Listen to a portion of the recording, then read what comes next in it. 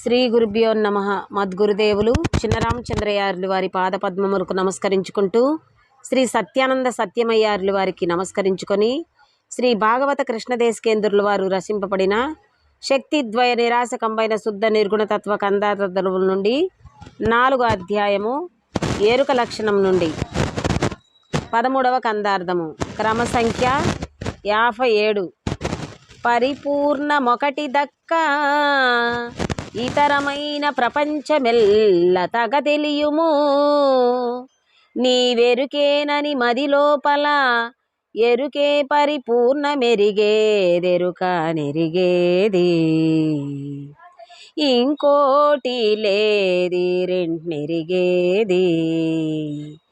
ఎరుక పుట్టువు మూల మెరుగా నీది ఎరుకే ఎరుక పుట్టువు మూల మెరుగా నీది ఎరుకే ఎరుకే తాబుట్టినాదెరుగా బోయితే లేదంచెరుక నెరిగేది ఇంకోటి లేది రెంట్నెరిగేది. శ్రీ గురుభ్యో నమః. మద్గురుదేవులు శ్రీ శ్రీ పరమానంద శంకర నారాయణ స్వామి వారి పాదపద్మములకు నమస్కరించుకుంటూ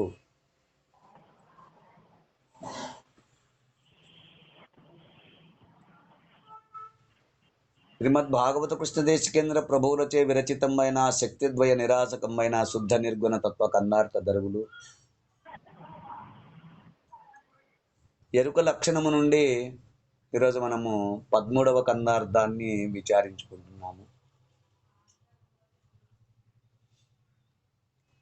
క్రిందటి కందార్థములో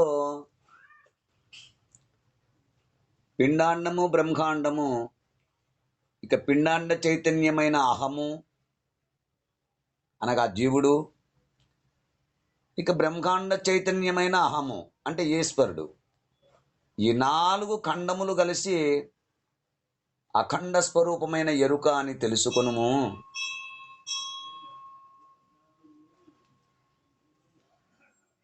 ఈ అఖండ ఎరుక అనేదే కళ, ఈ కళే దండిది. అయ్యా, దండిదంటే గొప్పది, సామాన్యమైన కళగా భావించరాదు. ఈ కళ నుండి మేలుకొనుట చాలా దుర్లభము అని ఈ ఎరుక అనే కళ గురించి ఆశాంతము విచారించి ఎవరైతే చెబుతారో అటువంటి చెప్పినటువంటి మహానుభావులే నీకు తల్లి తండ్రి దైవముగా భావించి పూజించి తరించుము నాయన అంటూ మనము క్రిందటి కందార్థములో విచారించుకున్నాము.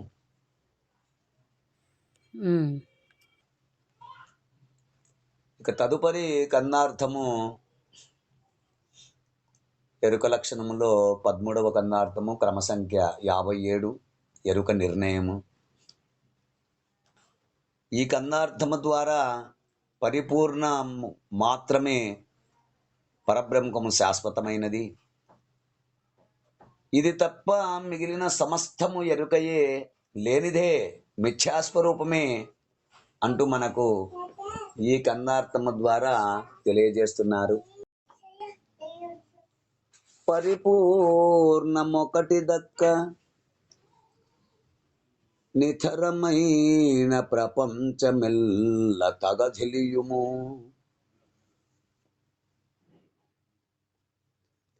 నీవెరుకేనని మది లోపల ఎరుకే పరిపూర్ణమెరిగేదెరుక నెరిగేది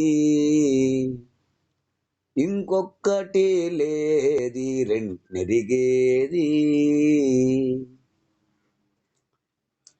ఎరుక పుట్టువు మూల మెరుగానిది ఎరుకే ఎరుకే తాబొట్టినాదెరుగా బోయితే లేదం చెరుక నెరిగేది ఇంకొక్కటి లేది రెంట్నెరిగేది.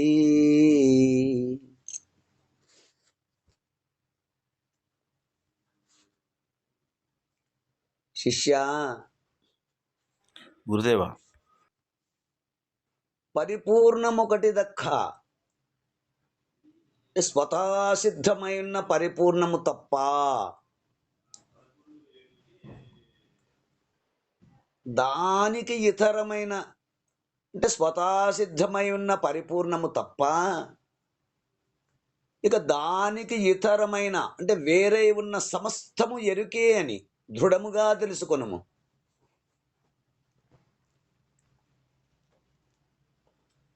ఇతరమైన అనగా అంటే ప్రపంచమెల్లా ఈ జీవేశ్వర జగద్రూపమైన సమస్తము మది లోపల నీ మనస్సులో తగదెలియుము, అంటే ఎరుకగా నీ మనస్సులో సరిపడునట్లుగా స్పష్టముగా గ్రహించుము. అనగా నీవు ఎరుకేనని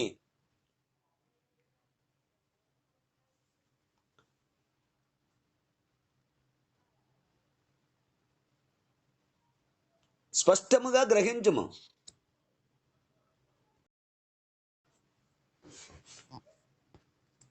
పరిపూర్ణ మెరిగేది, ఎరుక నెరిగేది, ఈ రెండింటిని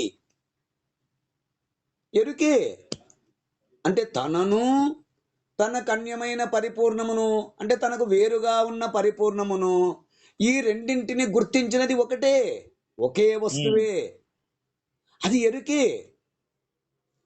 పరిపూర్ణమును ఎరిగేది ఎరుకే, ఎరుకను ఎరిగేది ఎరుకే. అంటే తనను తనకు అన్యమైన పరిపూర్ణమును అంటే తనకంటే వేరుగా ఉన్న పరిపూర్ణమును గుర్తించున్నది ఒక్కటే, ఒక వస్తువే, ఎరుకే అని తెలుసుకొనుము.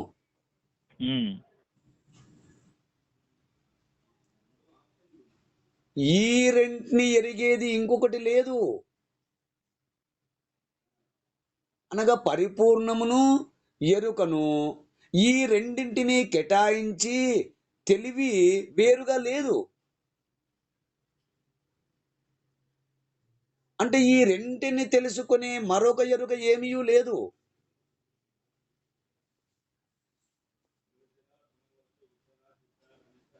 ఎరుక పుట్టువు మూలమెరుగానిది ఎరుకే. అన్నిటినీ గుర్తించు తనకు మూలమును స్థానమును గుర్తించలేనిది తాను పుట్టిన విధానమును తెలుసుకున్న ప్రయత్నం చేసినప్పుడు ఇట్టి ఎరుక తన పుట్టుకకు మూలమును ఎరుగదు.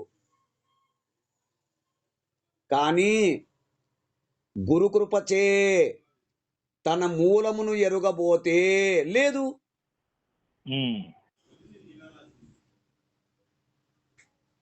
గురుకృపచే తన మూలమును ఎరుగబోతే లేదు. లేని దానను తాను లేనని మిథ్యాస్వరూపమని తెలిసి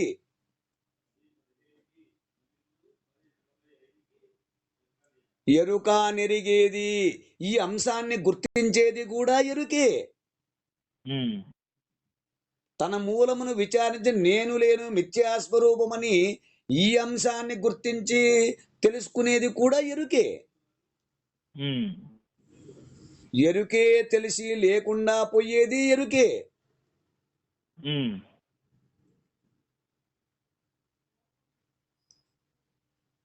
పరిపూర్ణము అట్లు కాదు, పరిపూర్ణము శాశ్వతము అని దృఢపరుచుకొనుము అంటూ మనకు ఈ కందార్థమునందు వివరణ అందిస్తున్నారు.